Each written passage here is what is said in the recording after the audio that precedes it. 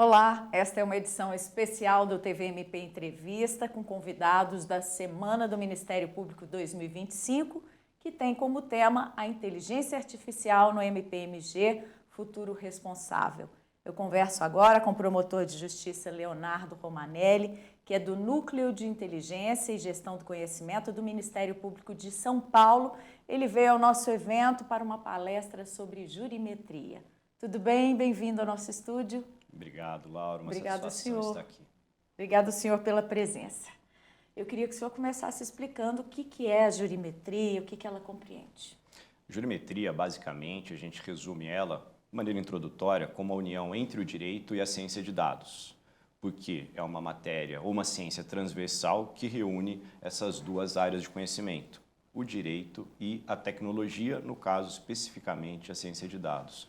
A jurimetria, do lado jurídico, ela não se trata de uma inovação, mas de uma ciência complementar ao próprio direito, justamente para que a gente consiga fazer, como é feito numa série de outros países, especialmente naqueles de origem anglo-saxã, direito consuetudinário, em que você consegue buscar os dados probabilísticos de uma decisão judicial, seja pelo juízo, pela vara, pela turma, pela corte, pelos tribunais, inclusive as cortes superiores. O tempo que deve tramitar uma ação, seja as cautelares, os pedidos liminares, sejam aqueles de mérito, conforme, por exemplo, a demanda proposta. Conseguimos ainda mensurar, através da jurimetria, o impacto socioeconômico dessas decisões. Do lado, no campo da tecnologia, da ciência de dados, daí já se envolve matemática, probabilística, machine learning, big data, visual analytics, uma série de técnicas que vão permitir ao operador do direito contar com essas ferramentas para trazer aos seus olhos, numa linguagem mais acessível, mais visual, mais pronta, o resultado desse conjunto, desse emaranhado de dados, de uma maneira muito simples. Isso tem estado na nossa ordem do dia, com o avanço especialmente da inteligência artificial. Quando a gente iniciou esse trabalho lá em 2020, 2021 em São Paulo, a gente ainda não estava na era atual da inteligência artificial generativa. E também não estávamos numa era em que tivéssemos acesso, como temos hoje, a tantos bancos de dados dos tribunais. Então, estamos num momento realmente em que os astros estão se alinhando para que a gente consiga ter um resultado muito eficiente nessa área do conhecimento que pode ajudar demais aos nossos operadores. Em São Paulo, já temos uma série de estudos, um deles que eu vou citar aqui introdutoriamente, a respeito do impacto negativo que poderia ter a nova lei de improbidade administrativa. A gente fez isso entre 2020 e 2022 e obtivemos, com o estudo jurimétrico, uma decisão do STF que vetou a retroatividade da nova lei de improbidade administrativa, porque a gente mostrou quantos processos, quantas ações seriam atingidas, o impacto que isso teria, inclusive econômico, no próprio Poder Judiciário. Isso é essencial, então. A jurimetria já é usada há mais tempo, né? Ela vem evoluindo com o desenvolvimento da tecnologia, é isso? Exatamente, sem dúvida. É essencial, né, nesse momento que as tecnologias estão muito maduras para auxiliar, para apoiar a implementação e ampliação do rol da jurimetria. No Brasil ela é muito pouco utilizada, começou a ser implementada em alguns escritórios especializados nisso em São Paulo, e a gente viu outros atores do mundo jurídico também utilizando ela, com algum sucesso, inclusive em ações contra o Ministério Público nas cortes superiores, quando nós percebemos então que o Ministério Público também teria que avançar nessa seara para não ficarmos para trás. Isso foi quando? Isso foi em 2020 e 2022, bem foi nesse recente, período. então. É muito recente, é muito recente. Hoje a gente tem, justamente pelo impacto que elas podem causar, porque você consegue mostrar para os ministros das cortes superiores exatamente qual que vai ser o alcance daquela ação, qual que vai ser a reverberação disso. Então hoje a gente tem uma fila realmente de trabalhos de jurimetria que para serem feitos na Subprocuradoria de Inovação, a qual a gente apoia no Núcleo de Inteligência, com alguns trabalhos específicos, tentando fazer a cada um na sua área, nos juntarmos para dar o melhor resultado para as promotorias de justiça e também para o gabinete do Procurador-Geral nas demandas estratégicas. Você citou aí algum caso, né? Mas como é que isso vem impactando no trabalho do Ministério Público de São Paulo e do restante do Ministério Público brasileiro?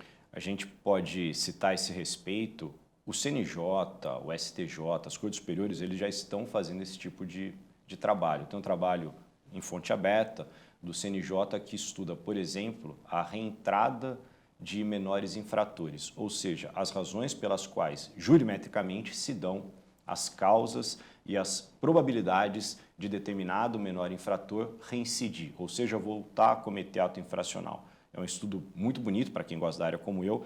Ele vai desde o perfil socioeconômico dos infratores, o tempo, o tipo de ato infracional que ele cometeu e chega até uma equação matemática da probabilidade daquela pessoa, em dado período de tempo, em dadas condições, voltar a delinquir, a cometer atos infracionais. Que conclusão que a jurimetria trouxe nesse aspecto? Olha, é um estudo de mais de 100 folhas, então são várias a conforme ali, né, o perfil do infrator. Ela, obviamente, vai mostrar no final o impacto negativo da segregação, né, como se dão a permanência nas medidas socioeducativas de restrição de liberdade, ou seja, tudo isso é levado em conta, é um estudo para a gente muito bonito. Não tem uma conclusão única, né? Realmente merece ser lido com atenção pelos operadores. O senhor está falando aí, eu estou pensando que é um estudo que baliza o trabalho de vocês nos processos, nas decisões judiciais, mas é também uma referência para o sistema, né? Para o que há de errado no sistema, para o que o Estado deva corrigir. Exatamente. E tanto para o operador do direito quanto para a formulação de políticas públicas. Isso também é muito importante, é muito bonito esse produto direto ou indireto da jurimetria. Alguns dos nossos painéis que a gente trabalha com a equipe de jurimetria no núcleo de inteligência são voltados a verificar também na área de ato infracional as incidências de atos infracionais a partir dos dados de boletins de ocorrência em determinadas cidades e, com isso, verificar quais são as possíveis causas, quais são as possíveis deficiências daquelas cidades. Em algumas cidades de São Paulo, como, por exemplo, Araçatuba, que foi o promotor que começou esse trabalho, se chama Vinha, esse painel dos atos infracionais, perfil dos infratores, dias da semana, dias do mês e do ano que são maior incidência de determinados atos infracionais, o perfil etário, de gênero, etc., e também a localização.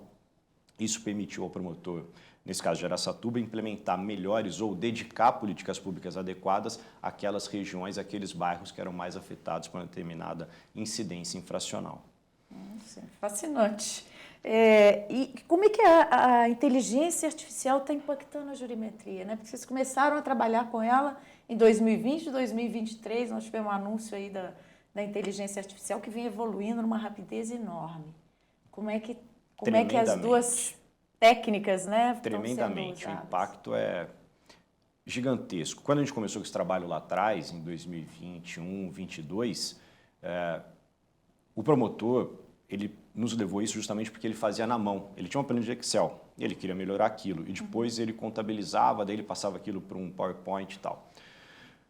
Nós criamos lá atrás um algoritmo específico, numa determinada linguagem artificial, de automação, e isso levou, a gente reuniu nesse primeiro estudo 900, um pouco menos de 1000 boletins de ocorrência, eram 900 e pouco. O algoritmo nosso leu todos os dados, os metadados e os dados do boletim de ocorrência anonimizados, uma coisa que a gente excluiu, em 1 minuto e meio. Em 1 minuto e meio, ele capturou, né, fez a extração dos dados, limpou, e em seguida a gente subiu isso num Power BI, Visual Analytics, permitindo então tudo aquilo que ele fazia na mão ao longo do ano inteiro, em 1 minuto e meio fosse coletado, não apenas dele, foram 16 outras promotoras de justiça naquele primeiro momento, dentro dessa massa de 900 dados, e replicados numa base infográfica, né? Isso foi em 2020 e 2021. Agora, a gente já dispõe, justamente pelo avançar da inteligência artificial, nessa era aí da generativa, a gente dispõe de algoritmos muito mais poderosos, de bases muito mais poderosas, a gente vai conseguir fazer exatamente aquilo, 16 promotorias com 900, com todos os boletins de ocorrência de todo o estado de São Paulo ao mesmo tempo. É isso que a gente está se preparando para entregar para o final desse ano, inclusive porque foi uma recomendação do Conselho Nacional do Ministério Público, em visita que eles nos fizeram no segundo semestre de 2023, ficaram encantados também com esse projeto e pediram que ele fosse ampliado, é o que a gente está trabalhando hoje. E como é que está o uso da jurimetria, né, com inteligência artificial ou não, no restante do país?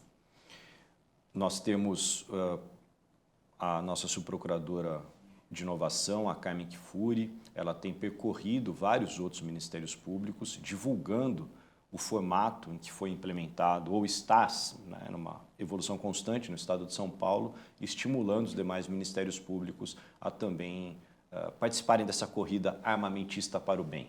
Que é uma necessidade, né, dessa integração, porque são estudos, avaliações de dados que vão influenciar o país inteiro em dimensões aí que a gente não pode nem imaginar, né? Se eu estou conversando aqui, eu pensando já, né, no que corrigir no sistema, políticas públicas, outras dimensões também vão ser afetadas. Ela aplicava em todas as áreas. Veja, a gente comentou isso aqui em Minas Gerais, no caso, por exemplo, de Mariana, que tem uma série de implicações, né, naquele desastre socioecológico, ambientais, humanas, enfim. Todas elas que merecem ser avaliadas nas suas determinadas perspectivas e dimensões.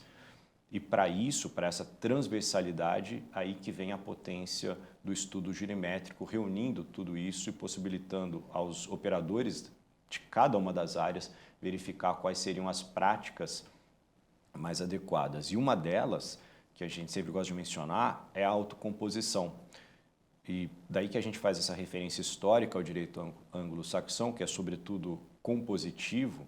Nos Estados Unidos, a média de acordos plea bargaining na área criminal é acima de 95%. A resolutividade das ações cíveis também é acima de 90 e tantos por cento. Ou seja, eles, amplamente majoritária, as ações penais e cíveis acabam em acordos e não em trials, em júris, como é lá. E para isso é fundamental você conhecer qual que é a inclinação do juiz ou do júri ou o perfil das pessoas daquela determinada comunidade que iriam, no caso de irem para júri, para você saber qual é o melhor acordo que você pode chegar naquele caso. Isso no direito deles. Isso também tem que se aplicar a nós. A gente não tem o júri, por outro lado, nós temos os juízos.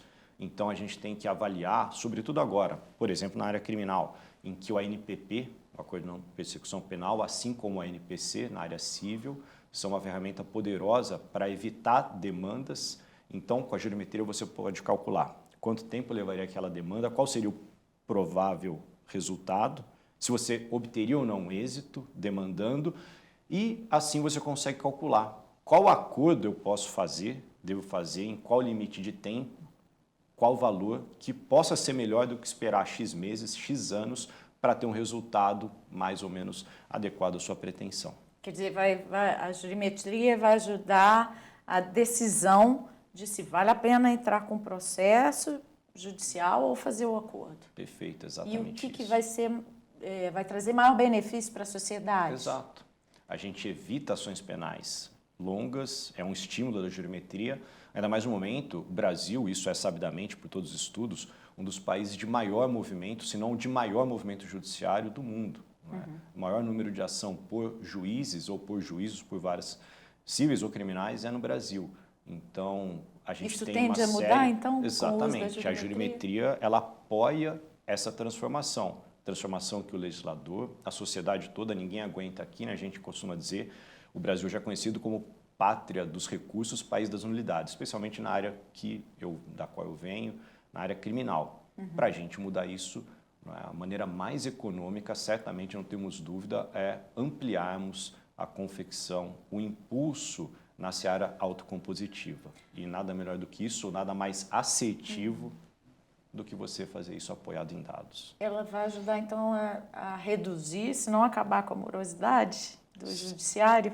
Esse é o nosso sonho. Já tem produzido esse tipo de resultado, o uso dela? Ainda está incipiente. Eu não seria tão otimista dizer que hoje ela tem esse efeito, mas ela tem essa potência, ela tem essa potencialidade. A gente mostrou isso nesse julgamento do STF, que foi o primeiro que a gente fez logo que iniciamos o núcleo de jurimetria conosco. A gente mostrou isso, o STF deu uma decisão favorável. Então, ele tem absolutamente essa potência. O senhor estava falando dos dados que a jurimetria ajuda a calcular, né? Risco, probabilidade, que mais que ela ajuda a verificar, esclarecer, né? ela traz tanto essa análise probabilística de êxito ou não da ação, custo da ação, os efeitos socioeconômicos sobre as populações ou sobre as pessoas que são afetadas pelas ações, como, por exemplo, muito claro na área da infância e juventude, e ela também consegue fazer isso de maneira geográfica ou georreferenciada, como a gente chama na área. Então, você consegue ver tanto o recorte das cortes, dos juízos das varas, como das localidades onde os dados são pensados e são analisados. Probabilidade não quer dizer que é definitivo, né? Que é na mosca. Não. Muitas vezes os tribunais, as decisões surpreendem. Sim, no Brasil surpreende bastante. Então, evitando que a gente tenha tantas ações, eu acho que também diminui esse risco. Como é que o Ministério Público tem trabalhado isso? Infelizmente, nos resta... Esse é um impacto importante também, porque para você recorrer, a gente tem que saber exatamente qual que é a orientação daquele tribunal para não gerar o efeito secundário, o efeito reverso daquilo que você espera, que a gente chama de criarmos jurisprudência contrária ao desejo do Ministério Público, às teses institucionais. E para isso nada melhor você saber de antemão qual que é a orientação, quais são as posições anteriores dos ministros, das cortes naqueles casos. Um exemplo muito claro disso que a gente usa nesse tempo corrente diz respeito às provas digitais ou à cadeia de custódia das evidências eletrônicas, sobretudo, que estão em todos os grandes processos, não apenas de GAECO, mas qualquer processo envolvendo a criminalidade mais, seja de colarinho branco, ou seja, aquela mais perigosa e com que maior é o poder cuidado, monetário. né, na coleta das Exato. provas, armazenamento. A gente tem visto, sobretudo nas cortes superiores, no Superior Tribunal de Justiça, uma série de decisões contrárias aos cuidados com a cadeia de custódia, anulando. Já outras turmas do mesmo tribunal não anulam, validam em contextos muito similares. Então é fundamental você saber onde está seu recurso para a gente saber qual argumento, qual linha que a gente pode trazer de uma turma para outra para tentar superar essa visão e validar a cadeia de custódia, que é feita com muito cuidado em todos os ministérios públicos. Minas Gerais, inclusive, é um dos precursores dos cuidados com a cadeia de custódia. Quando a gente fez a nossa em São Paulo, nós nos espelhamos e muito no trabalho aqui feito pelo GAECO e pelo GSI de Minas Gerais. Ela também pode orientar esse trabalho durante o inquérito, né? Exato. Da coleta das provas, como conduzir aquilo de uma forma melhor a produzir o resultado no processo que se espera? Exatamente. Sabendo qual que é a orientação jurisprudencial, fazendo estudo jurimétrico, a gente consegue orientar toda a nossa cadeia reversamente. Até o operador da ponta, aquele que vai apreender o equipamento, o desenvolvedor que desenvolve o sistema de apreensão, quais cuidados você tem que ter com o hash, ou com a geração do hash, do blockchain, para aquela prova.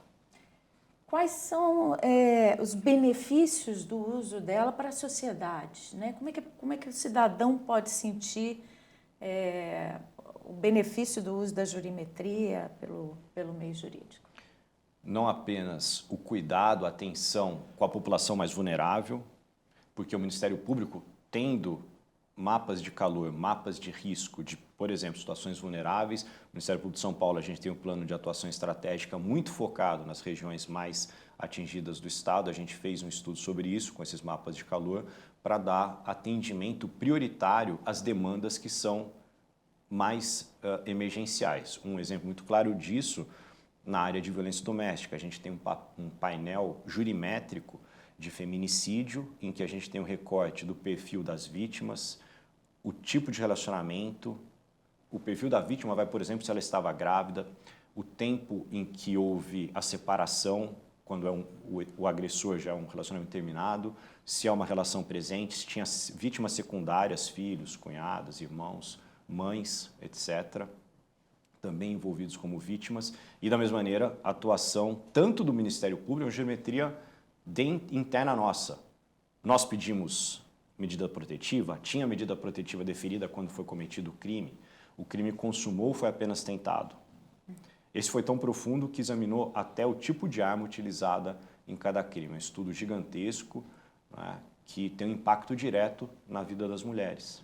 E os promotores têm acesso a isso? Sim, e esse têm painel usado é aberto para todos os promotores de esses justiça dados? e eles podem levar isso para o júri, devolver, ou seja, o nosso trabalho jurimétrico para a sociedade, apresentando aquele dado concreto, olha, aqui na sua cidade o perfil, né, de agressão é esse, se vocês absolverem, isso aqui pode acontecer amanhã de novo com uma pessoa da sua família, da sua casa.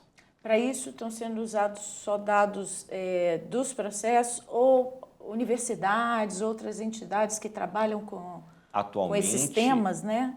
Tem ajudado? Excelente pergunta. Esse painel do feminicídio ele foi feito exclusivamente com dados processuais, apenas pela nossa equipe do Centro de Apoio Criminal, com o nosso time de jurimetria. E agora a gente está tentando expandir com um convênio com a Universidade de São Paulo e também com institutos, organizações sociais que atuam na área, todos que têm todo interesse nesse tipo de resultado. Como é que esse trabalho, o resultado disso, né? Qual que deve ser, né, a ampliação desses estudos? Sim, trazemos pesquisadores de fora, financiamento externo, porque toda a sociedade, né, o volume de crimes contra a mulher é tremendo, não apenas é uma chaga social, acaba se tornando uma chaga judicial.